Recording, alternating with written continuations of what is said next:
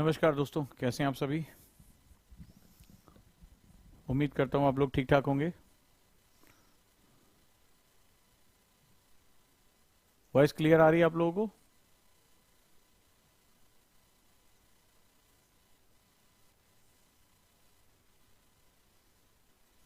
M I Audible.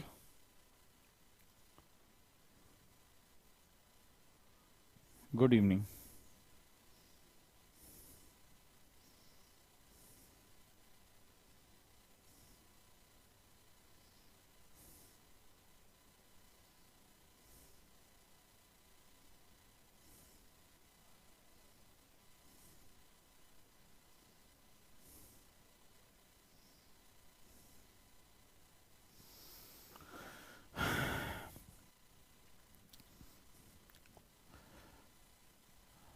Welcome to the conceptor batch. और conceptor first year जो है वो कम्प्लीटली प्रीलिम्स को लेकर डेडिकेशन में है। और दूसरा हमारा जो सेगमेंट होगा वो सेकेंड ईयर हमारा मेंस का सेगमेंट होगा। So first step is all about prelims. जो कॉन्सेप्टर फर्स्ट ईयर है वो प्रीलिम्स का हमारा स्टेप है, राइट। और स्वागत करता हूं आप सभी का कॉन्सेप्टर बैच में। पहले हम एक बार समझ लें कि 2 साल का हमारा प्लान क्या होगा, किस तरह से हमें चीजें करनी है। Then we will move to the, सबसे पहले हमारी मैपिंग की क्लास शुरू होगी, क्योंकि मैपिंग हमारे 4 सब्जेक्ट को जोड़ती है। ज्योग्राफी, आईआर, करंट अफेयर्स और हिस्ट्री। ये 4 सब्जेक्ट को जोड़ने का काम मैपिंग करती है। और इस बार प्रीलिम्स में सबसे ज्यादा क्वेश्चन जो है वो बहुत ज्यादा क्वेश्चन मैपिंग के हमारे डोमिनेट है। तो स्वागत करता हूं आज सभी का प्रीलिम्स की इस क्लास में, कॉन्सेप्टर की हमारी क्लास में। इससे पहले की क्लास में मैंने आपको बताया कि किस तरह से प्रीलिम्स क्या होता है। तो आप मुझे बताएंगे। प्रीलिम्स में मैंने बताया था ऑब्जेक्टिविटी होती है, यानी कि रीजनिंग पावर होती है, जहां हमारे सामने क्वेश्चन और आंसर दोनों होते हैं और उसमें अपना बेस्ट सॉल्यूशन निकालना होता है। और मेंस के लिए मैंने आपको बताया कि it is all about discipline, कि आप अपनी राइटिंग में, अपनी पर्सनालिटी में डिसिप्लिन किस तरह से लेकर आते हैं। तो अब हम इसको लेकर आगे बढ़ते हैं और चीजों को समझने की कोशिश करते हैं कि क्या है।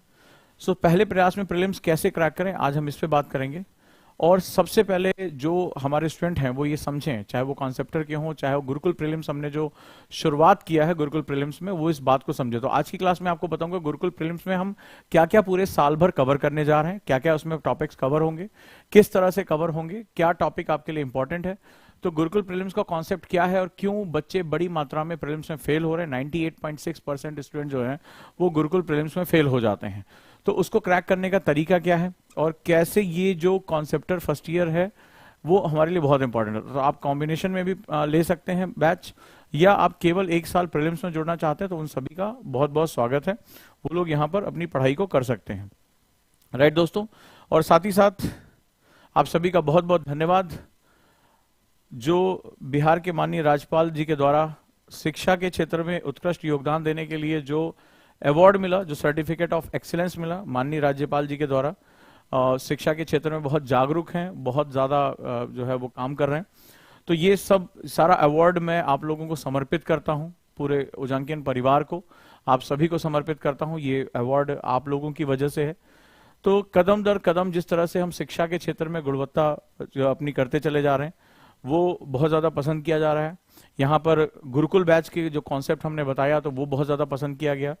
मुझे आगे चलकर जो है वो राज्यपाल जी के साथ लंच करने का मौका मिला और वहां उन्होंने एक आशीर्वाद स्वरूप जो है हाथ सर पे रखा। एक बड़ा खुशी हुई। आपने वो तस्वीरें भी देखी होंगी। वो कुछ समय तक बातचीत करते हुए आगे बढ़े और आशीर्वाद दिया कि आप इसी तरह से कुछ इनोवेशन करते रहें। तो आप सभी का बहुत बहुत धन्यवाद।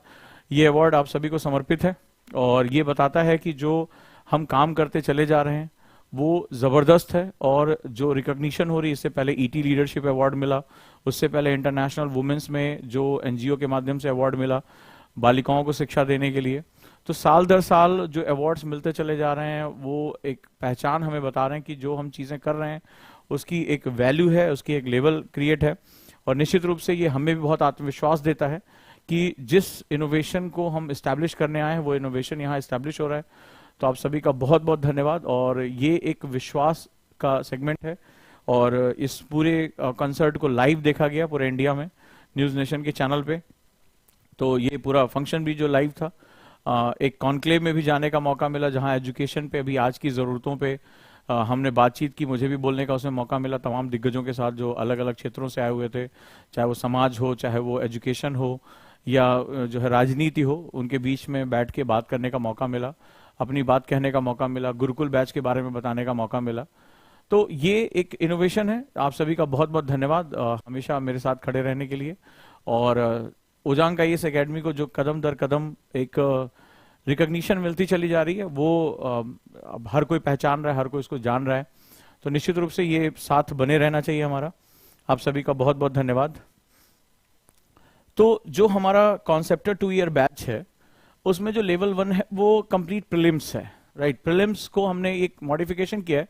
पहले हम केवल जो है कॉन्सेप्टर में एनसीईआरटीज को कवर कर रहे थे या बेसिक फंडामेंटल को कवर करते थे, लेकिन जैसा कि 2023 का रिजल्ट आया, इसने बहुत डिजास्टर क्रिएट कर दिया। 2022 में ही ये चीजें क्लियर हो चुकी थी। अब हमें भी समझ में आया कि प्रीलिम्स को सिर्फ 3 से 4 महीने में प्रिपेयर नहीं किया जा सकता। और जब उस दिन मैंने क्लास ली तो आप में से कई लोगों ने कहा हाँ सर, ये गलती होती है कि फरवरी से जनवरी से हम जो है प्रीलिम्स के लिए सोचना शुरू कर देते। लेकिन जिस तरह से प्रीलिम्स ट्विस्ट हो रहा है, जिस तरह से क्वेश्चन का जो लेवल वो इतना डिफिकल्ट कर दिया गया, जो एनालिसिस थी वो बहुत टफ हो गई है, तो उस लिए बहुत ज्यादा दिक्कतों का सामना करना पड़ रहा है। तो इसीलिए कॉन्सेप्टर जो 2 साल का हमारा बैच है, उसमें जो फर्स्ट लेवल 1 है, फर्स्ट ईयर, वो कंप्लीट प्रीलिम्स, और कंप्लीट का मतलब इसमें हम बहुत कुछ नया लेकर आए हैं जो आपके लिए बहुत ज्यादा इंपॉर्टेंट हो जाता है। और लेवल 2 कंप्लीट मेंस के लिए है, ताकि स्टूडेंट जो है वो अपनी क्वालिटी को मेंटेन करते हुए चले। अब सवाल यह है कि प्रीलिम्स में क्या होता है, प्रीलिम्स में किस तरह से चीजें बदलती हैं, ये समझना आप लोगों के लिए बहुत ज्यादा जरूरी है कि प्रीलिम्स का जो सेगमेंट वो किस रूप में हमारे सामने आता है। तो चलिए हम बात करते हैं थोड़ा सा, और प्रीलिम्स के लिए हम एक छोटी सी चीज को समझते हैं, और वो ये है, प्रीलिम्स में जो ट्विस्ट है वो बहुत ज्यादा हो चुका है। इसको हम समझना थोड़ा शुरू करते हैं।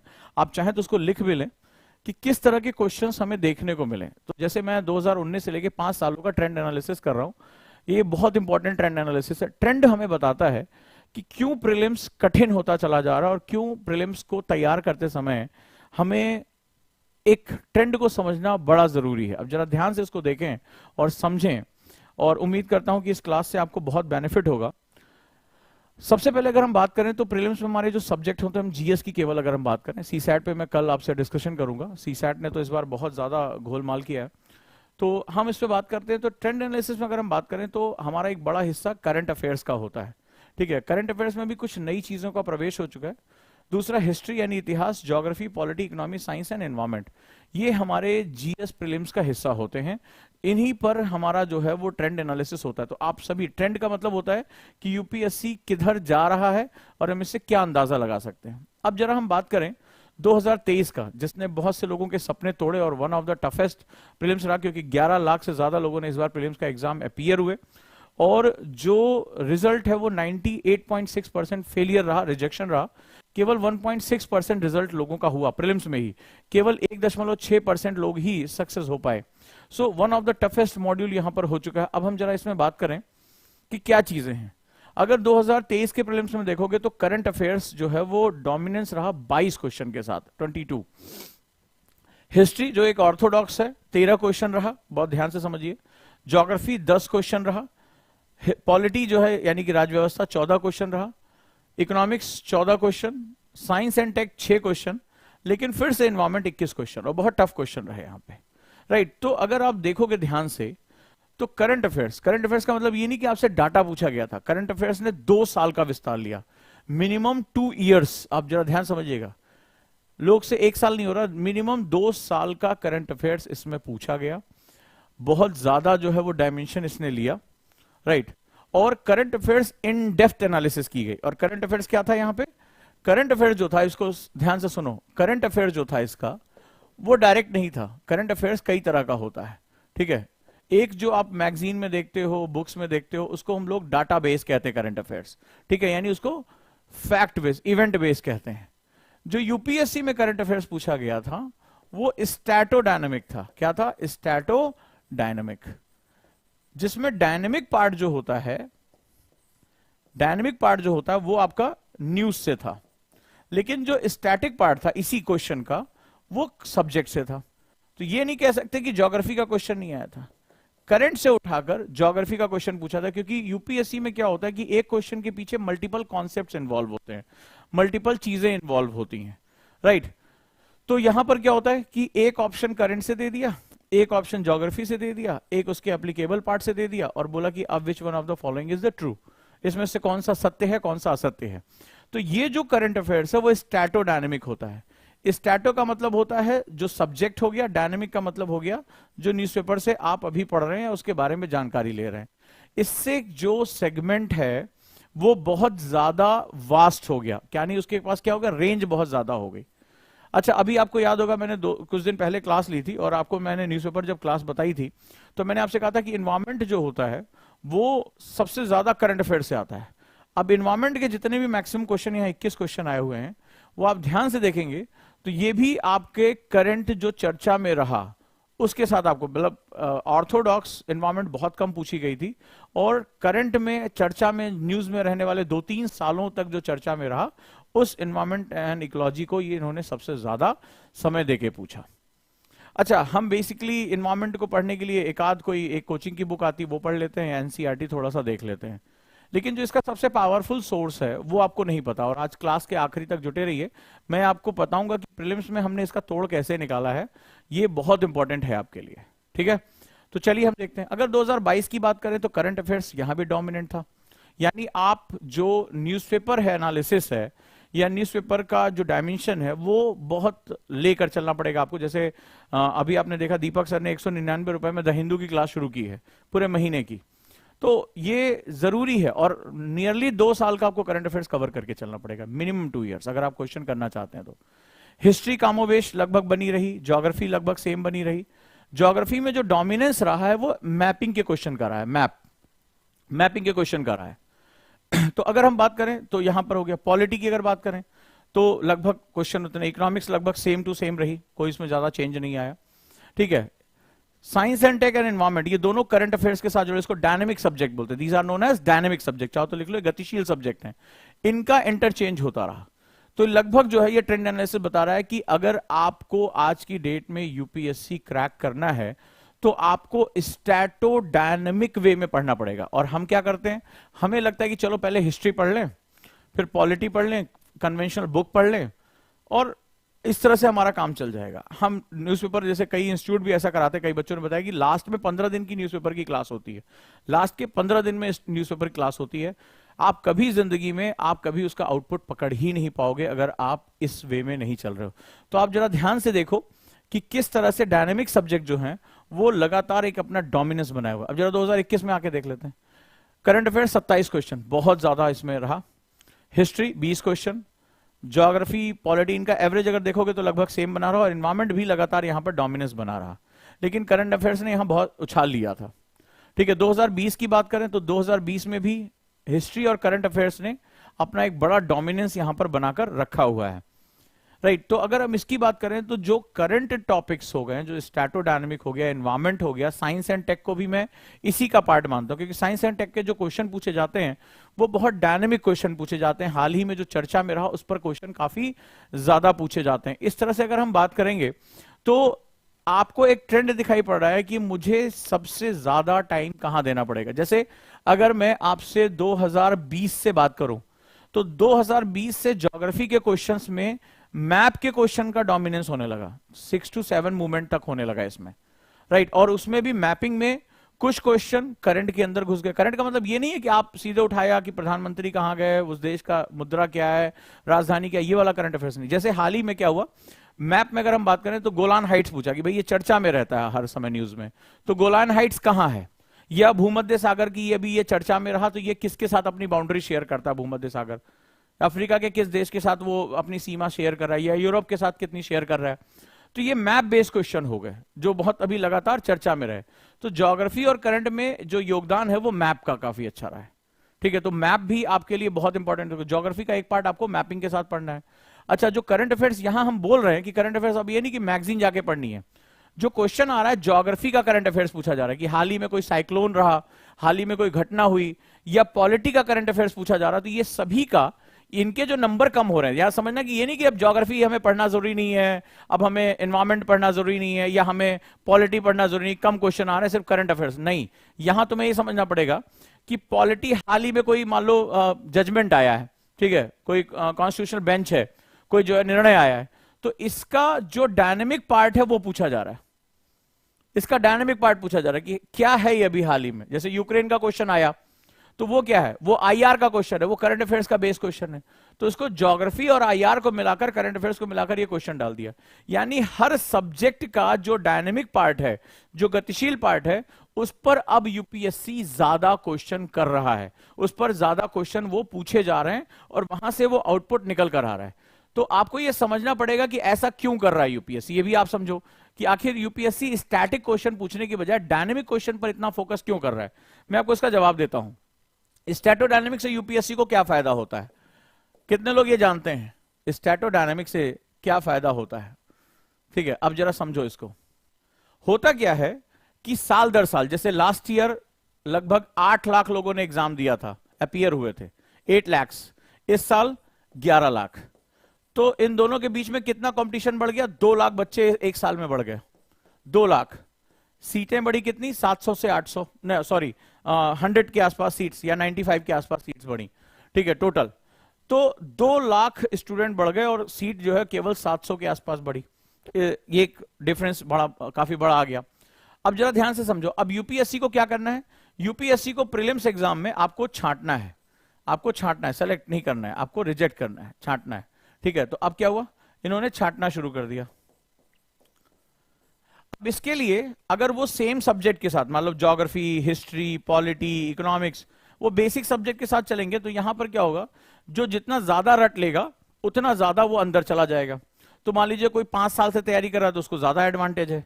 तो जो बेचारा अभी बच्चा नया नया आया है, अभी अभी 21 साल का हुआ है, जैसे इस बार भी कितने सिलेक्शन हुए जो फर्स्ट अटेम्प्टर थे, रैंक 5 को देखिए, हंसते हंसते लग गए रस्ते, 5वीं रैंक बॉयज में टॉप कर दिया। तो ऐसे बच्चों का तो सिलेक्शन ही नहीं होता। यानी जो यूपीएससी को समझ रहे हैं, यूपीएससी को जानते हैं, जिनका दिमाग उसके हिसाब से चल रहा है, ऐसे बच्चों का सिलेक्शन नहीं होता। क्योंकि आप जितना ज्यादा डाटा रटते उतना ज्यादा आपका सिलेक्शन होता है ना। ऐसे ही तो होता है भाई, 5 साल से आप हिस्ट्री पढ़ रहे हो, पॉलिटी पढ़ रहे हो, ज्योग्राफी पढ़ रहे हो, आपका सिलेक्शन जो है वो पहले हो जाना चाहिए। जो नए बच्चे आ रहे हैं, जो अभी आपकी तरह हैं, जो अभी अभी यूपीएससी में आने का सपना देख रहे हो, वो तो बेचारे बाहर हो जाते। तो यूपीएससी ने क्या किया, रिजेक्शन के इस मेथड को डालने के लिए उसने अपनी रेंज बढ़ा दी है, ठीक है, रेंज। तो रेंज मतलब परास, कि ठीक है तुम अगर हिस्ट्री, तुम ज्योग्राफी पढ़ रहे हो तो कोई बात नहीं है, तुम ज्योग्राफी पढ़ो। तो ज्योग्राफी में तुम चक्रवात तो पढ़ते चले आओ, कोई बात नहीं, तुम्हें याद है उष्ण कटिबंधीय चक्रवात, शीतोष्ण चक्रवात, सबको सब याद है। लेकिन चक्रवात पे हाल ही में कोई नई रिसर्च आई है, ठीक है, ये अल नीनो पढ़ते चले, अल नीनो आपको मैकेनिज्म याद है, अल नीनो पे हाल में ही कोई रिपोर्ट आई है, कोई नई चीज आई है। तो उसने क्या किया, इस रिसर्च को बेस बनाया और इस रिसर्च पे क्वेश्चन पूछ दिया कि अभी हाल ही में क्या हुआ। अच्छा, किताबें तो हमारी कई साल पहले अपडेट होती हैं, ठीक है। तो अब उस कंडीशन में क्या हुआ कि रिसर्च से हमारा आउटपुट जो है वो यहां से निकलकर बाहर आ गया, ठीक है। अब उसमें क्या हुआ, उसने स्टैटिक भी पूछ लिया कि चक्रवात का बेसिक, मान लो कि उसने पूछा कि उत्तरी गोलार्ध में जो चक्रवात होता है, यानी साइक्लोन जो होता है, वो एंटी क्लॉकवाइज होता है, क्लॉकवाइज होता है, तो बेसिक भी पूछ लिया। और हाल ही में ये फलाना चक्रवात आया था, इसके पीछे मेट्रोलॉजिकल डिपार्टमेंट में क्या क्या बातें हुई। चक्रवात के बार बार बंगाल की खाड़ी, अरब सागर में बनने की, अभी जैसे क्या हो रहा है, टेंडेंसी चेंज हो रही है। पहले बंगाल की खाड़ी में चक्रवात ज्यादा थे, अब अरब सागर में चक्रवात आ रहे हैं। तो इंडियन डायपोल मूवमेंट जो होता है वो चेंज हो रहा है, वो just because of global warming की वजह से समुद्र का पानी जल्दी गर्म हो रहा है, ठीक है। तो भारत के दोनों हिस्सों पे अब ये जो है महामारी बहुत ज्यादा आ रही है, एक तरह से दिक्कत बहुत हो रही है। तो वो जो रिपोर्ट अभी हाल में आई है उसको उठा के उसने क्वेश्चन बना लिया। तो नतीजा क्या हुआ कि उसको ये समझ में आ गया कि जो रटकर आया है और जो करंट के साथ अपडेट है, जो रिसर्च के साथ अपडेट है, इन दोनों को एक बड़ा रेंज दे दिया ताकि आपको रिजेक्ट करने में आसानी हो सके। जिसके पास नॉलेज की रेंज ज्यादा होगी, ठीक है, वही क्या होगा, यूपीएससी में सेलेक्ट हो जाएगा। नॉलेज की रेंज, डेप्थ नहीं, रेंज, ये बात ध्यान रखिए। मतलब आप घुसते चले जा रहे हैं कि आपने रिसर्च, वो कह रहा है कि आपके पास रेंज होनी चाहिए। आप स्टैटिक और डायनामिक दोनों सेगमेंट पे आप अपनी कमांड करके चलें। ये है नया यूपीएससी, ये है हमारा नया सेगमेंट। तो इससे क्या होगा, यूपीएससी को आपको छांटने में, जो लोग रेंज के साथ पढ़ाई नहीं कर सकते, जो लोग स्टैटोडायनामिक पढ़ाई नहीं कर सकते, उनको निकालकर वो बाहर कर देता है बड़े आराम से, ठीक है। तो ये आपको समझ में आया स्टैटोडायनामिक क्या होता है। और यूपीएससी की रिक्वायरमेंट क्या है, और यूपीएससी क्या आज की डेट में मांग रहा है, रेंज मांग रहा है, परास मांग रहा है, एक डायमेंशन से दूसरे डायमेंशन में। क्लियर है? तो अब आपको क्या करना पड़ेगा, हर टॉपिक का स्टैटिक पोर्शन और डायनेमिक पोर्शन दोनों ढूंढना पड़ेगा। ये आज की हमारी रिक्वायरमेंट हो गई है।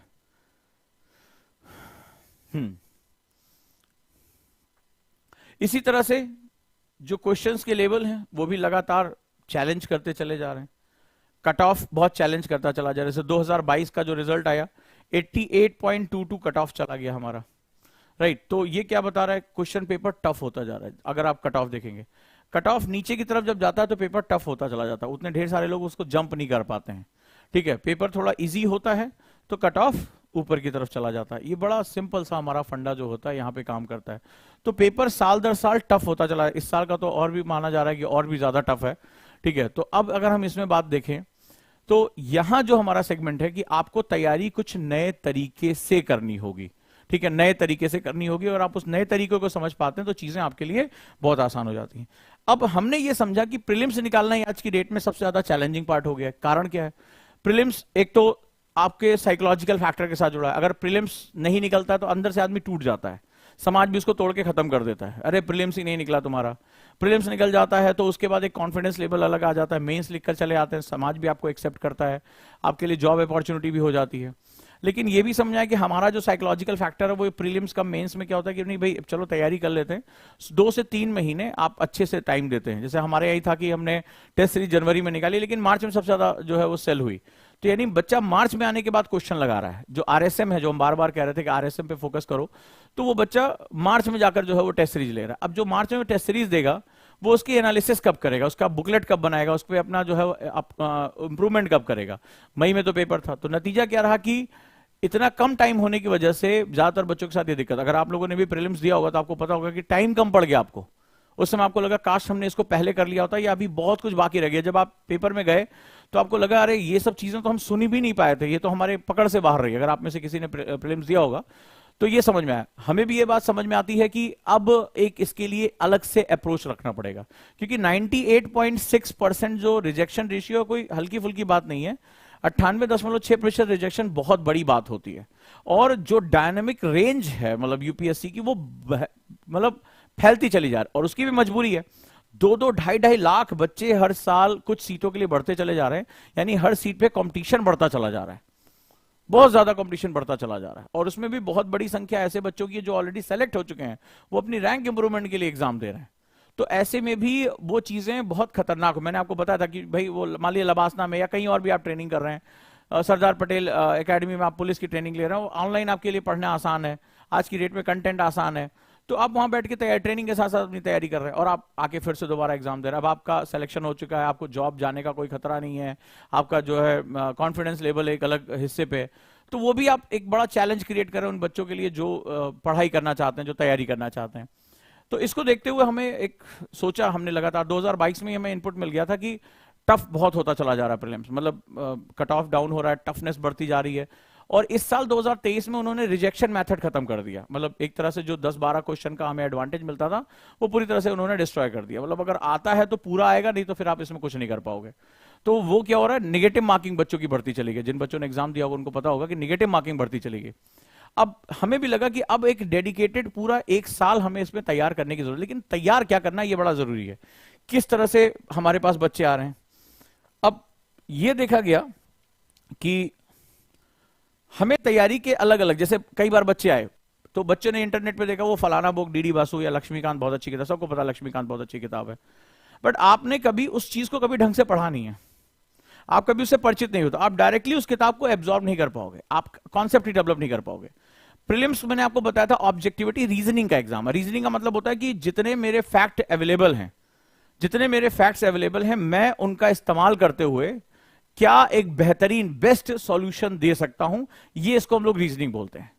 ठीक है, तो अब आइए वापस, अब हम इसीलिए हमें समझ में आया कि हमें एक प्रीलिम्स की बहुत आवश्यकता है। गुरुकुल आप जानते हैं कि गुरुकुल में हम कुछ ऐसा कर रहे हैं जहां हम उनकी लर्निंग कैपेसिटी को बहुत ज्यादा इंप्रूव कर रहे हैं और वो इंप्रूवमेंट हमें लगातार दिखती चली जा रही है। गुरुकुल के छात्र तो अब एक से एक बढ़कर कारनामे करते चले जा रहे हैं। जैसे मैंने बताया कि स्वयं मैं उनके साथ एक्सरसाइज करता हूं, उनके साथ जो है वो शेड्यूलिंग करता हूँ, डायरी लिखने से लेकर, मेडिटेशन से लेकर, उनके पढ़ने का टाइम टेबल, उनके लाइब्रेरी में बैठने का टाइम टेबल, हर चीज होता है, कॉपियां चेक होती हैं, दिन भर उनको टेस्ट से गुजरना पड़ता है, पढ़ा टेस्ट पढ़ा टेस्ट पढ़ा टेस्ट। ठीक है, अब हमने आज अभी और डिसीजन लिया कि हम 2 क्वेश्चन और पर डे उनका बढ़ाएंगे, तो इतने मॉड्यूल से वो गुजर रहे हैं, उनका हर चीज का टाइम टेबल हमारा सेट है। और आज गुरुकुल के स्टूडेंट जबरदस्त काम कर रहे हैं। आज वो पार्क में जा रहे हैं, सफाई अभियान उन्होंने शुरू किया, जिस पार्क में वो गए, बड़ा मुझे जबरदस्त अच्छा लगता है। तो गुरुकुल में वो ट्रेंड एक डेवलप हो रहा है, गुरुकुल में वो चीजें डेवलप हो रही हैं जहां पर एक आचार्य परंपरा वहां लागू हो रही है। जैसे मैं सुबह उठता हूं, एक्सरसाइज की वीडियो डालता हूं कि आज मैंने एक्सरसाइज किया, फिर मैं जो खुद राइटिंग करता हूं वो राइटिंग भेजता हूं ग्रुप में, वो मुझे अपनी राइटिंग्स भेजते हैं कि हाँ सर हमने डायरी लिख लिया। हमारा एक पूरा शेड्यूल है, उनकी बॉडी माइंड मेडिटेशन की क्लासेस उनकी होती हैं, उनका जो है वो बॉडी स्ट्रेचिंग की क्लासेस होती हैं, फिजिकल फिटनेस पे हम बात करते हैं, फिर पढ़ने के उनका टाइम टेबल फिक्स है कि आपको इतने इतने बजे पढ़ना, और वो डायरी में मेंशन करना है, डायरी चेक होती है कि इनका आउटपुट आ रहा है कि नहीं आ रहा है। तो अब हम लोग उसी परंपरा को लेकर प्रीलिम्स की तरफ हम आ रहे हैं। ठीक है, थोड़ा सा कई बच्चों ने कहा कि हमें इसके साथ जुड़ना है, अब हमें समझ में आया कि प्रीलिम्स में हमें बहुत कुछ करे जाने की जरूरत है। अब जैसे हमने प्रीलिम्स में एक सेगमेंट निकाला कि हमें क्या करना होगा कि बच्चा अपना बेस से लेकर एडवांस तक की चीजों को पकड़ सके। जैसे फॉर एग्जांपल हिस्ट्री, तो हिस्ट्री में हम 6 to 12 तक कंप्लीट एनसीईआरटी, कंप्लीट मतलब we will go step by step. ठीक है, हम वहां एनसीईआरटीज कर रहे हैं। इसके बाद हमें स्पेक्ट्रम, आपको पता होगा spectrum very important, and this all comes under the package, बड़े ध्यान समझना। तो स्पेक्ट्रम करना, स्पेक्ट्रम आपको पता है कि मॉडर्न इंडिया के लिए जो प्रीलिम्स के क्वेश्चन होते हैं वो बहुत अच्छे खासे आते हैं। लेकिन अब क्या हुआ, हमने देखा कि बच्चे ने मार्च में जाकर टेस्ट देना शुरू किया। अभी हमने गुरुकुल में क्या किया, गुरुकुल में डेली क्वेश्चन मैंडेटरी करा दिया है। इधर क्लास खत्म हुई, 12 बजे क्लास खत्म हो रही है पहली, 12:03 पे टेस्ट लाइव, ऐसी स्थिति है। राइट, तो इस कंडीशन में बात करें 500 ऑब्जेक्टिव क्वेश्चन, यानी पूरी टेस्ट सीरीज उस पर आपकी अवेलेबल होगी। राज्य व्यवस्था की बात करें तो complete NCERT 6 to 12 step by step एक एक, and Laxmikanth plus 500 objective question. ऐसे ज्योग्राफी की बात करें 6 to 12 complete NCERT, GC Leong बहुत प्यारी किताब है, एंड कंप्लीट 500 क्वेश्चंस यहां पर आपको इसके साथ मिल रहे हैं। पूरा आप टेस्ट पैटर्न, मतलब जब तक ये सब्जेक्ट आपका पूरा का पूरा जुड़ नहीं जाता तब तक आप इसके आगे नहीं बढ़ेंगे। राइट, बढ़ेंगे नहीं। एनवायरमेंट इकोलॉजी की बात करें, आप लोगों को लगा एनसीईआरटी, नहीं, one of the best book is NIOS. Maximum question जो अभी हैं वो बेस यहां से ले रहे हैं, दोनों पार्ट यहां हम इसको कंप्लीट करा रहे हैं। आप में से कई लोग शायद ने कभी उसको पढ़ा भी नहीं होगा, एनआईएस की कौन सी बुक्स, एंड उस पे ऑब्जेक्टिव क्वेश्चन नए से नए ट्रेंड के साथ, plus economy 6 to 12 complete NCERT अगर बात करें, एंड रमेश सिंह बहुत प्यारी किताब है, और यहां पे जो है 500 ऑब्जेक्टिव क्वेश्चन। ये सब कुछ फर्स्ट ईयर में हम करेंगे, सोच के देखो। तो सोचो कि कॉन्सेप्टर सेकेंड ईयर में हमारा स्टैंडर्ड कहां पहुंचेगा, ये सारी चीजें हम लेकर आ रहे हैं। साइंस की बात करें तो 6 to 10 complete NCERT, spectrum science बहुत अच्छी किताब है जो नई डायनामिक्स पे आती है क्वेश्चन, जो 6 पार्ट होते हैं उसके लिए, plus 500 objective question. CSAT complete plus 500 objective question.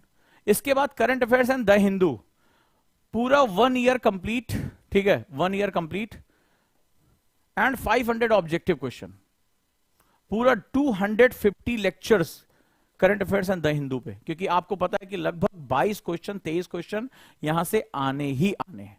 तो हमने सबसे ज्यादा 250 लेक्चर के आसपास हमने रखा है जो सिर्फ करंट अफेयर्स को कवर करेगा, इतना कंप्रीहेंसिव है। प्लस इंग्लिश ग्रामर, क्योंकि मैं आपको बताऊंगा इसके बिना आप सीसैट कर ही नहीं सकते, चाहे आप हिंदी माध्यम से हो चाहे इंग्लिश माध्यम से हो। राइट, और इसके बाद मेंटरशिप भी, यानी मेंटर्स आपसे बात करेंगे कि आपकी ग्रोथ क्या, वीक में एक क्लास उनकी होगी, क्योंकि इसके बिना आप डिमोटिवेट हो जाओगे। आप क्वेश्चन लगा रहे हो, अब नहीं लगा रहे हो, तो भी हम आपको पकड़ेंगे कि आपने क्वेश्चन क्यों नहीं लगाया, क्योंकि ऑब्जेक्टिव क्वेश्चन करना, उस पर एनालिसिस करना, उस पर आरएसएम करना, रिवर्स स्टडी मेथड बहुत ज्यादा इंपॉर्टेंट होता है। और बच्चा सबसे बड़ी गलती यही करता है, अरे टेस्ट वेस्ट बाद में देखेंगे यार, पढ़ लें। तो हम स्टैटोडायनेमिक को मर्ज कर रहे हैं, और जो देश का बेस्ट रिसोर्स है उसको यहां हम लेकर आ रहे हैं, बेस्ट रिसोर्स लेकर आ रहे हैं वो इसलिए। और ये पूरे एक साल, मतलब ये सिर्फ प्रीलिम्स का है, मेंस की तो मैं बात ही नहीं कर रहा हूं अभी। और इसके साथ साथ आपका पूरा जो सेगमेंट है वो सारा का सारा इसमें देखा जा रहा है, बहुत इंपॉर्टेंट है।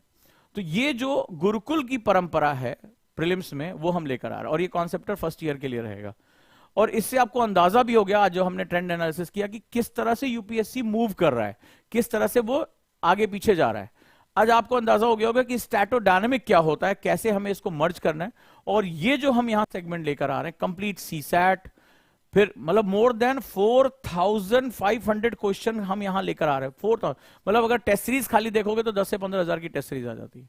सीसैट का कोर्स 10 से 15,000 का होता है कंप्लीट सीसैट। ग्रामर का कोर्स 4 to 5,000 होता है, तो 15 दूनी 30, 35,000 तो यही हो गए।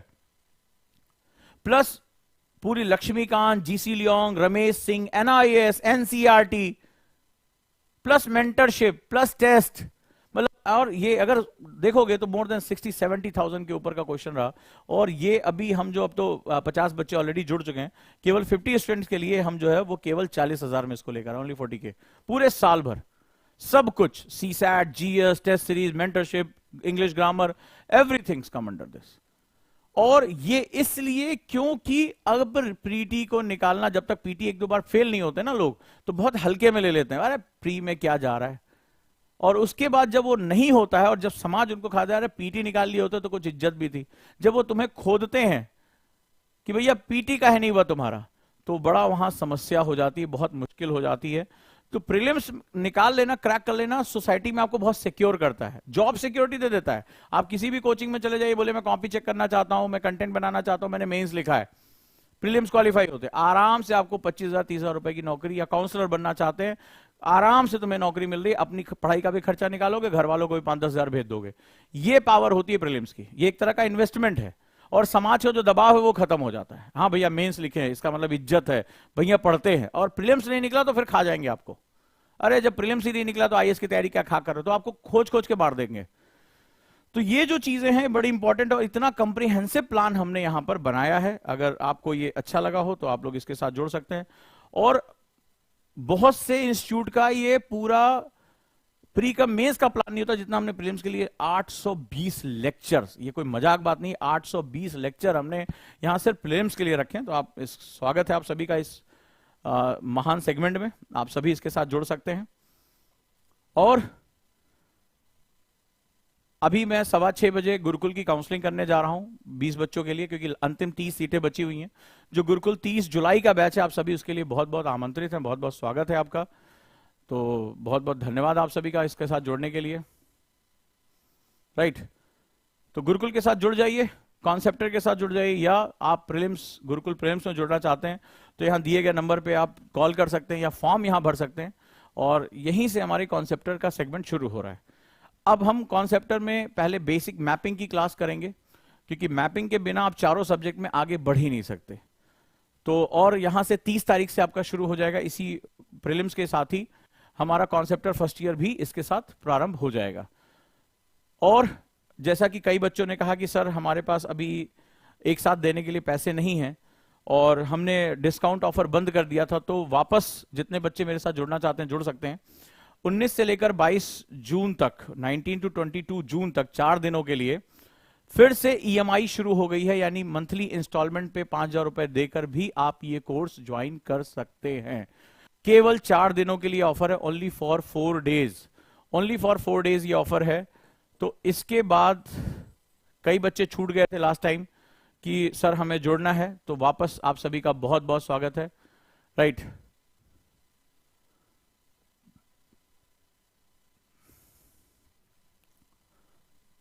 ये बाइलिंगुअल बैच है, यानी हिंदी इंग्लिश दोनों मीडियम में। आप सभी का बहुत बहुत स्वागत है, आप इस बैच के साथ जुड़ना चाहते हैं तो। और अगर फिर से 5,000 रुपए में ये एडमिशन लेना चाहते हैं तो फिर से ये एडमिशन 4 दिन के लिए ओपन हो चुका है। आप लोग जुड़ जाइए और अच्छे से अपनी तैयारी करिए। थैंक यू सो मच, और उम्मीद करता हूं कि हम लोग अच्छे से पढ़ाई करेंगे और आगे चलेंगे। Thank you. आप यहां फॉर्म भी भर सकते हैं जो दिया जा रहा है, या आप कॉल कर सकते हैं। और अभी 6:15 बजे से गुरुकुल की काउंसलिंग है मेरी 6:15 पे। आप काउंसलर से कॉल करके आप मेरे साथ अपनी काउंसलिंग को भी बुक कर सकते हैं, जहां मैं गुरुकुल के लिए कुछ सवाल पूछूंगा, तभी गुरुकुल में एडमिशन होगा। और गुरुकुल की जो परंपराएं हैं वो एक अलग ही लेवल पे चल रही हैं। तो 30 बच्चों के लिए ये फिर से ओपन है अभी सेकेंड बैच के लिए। ज्यादातर इसमें एडमिशन हो चुके हैं, केवल 30 स्टूडेंट्स के लिए इनपुट है। स्वागत करता हूं आप सभी का, धन्यवाद।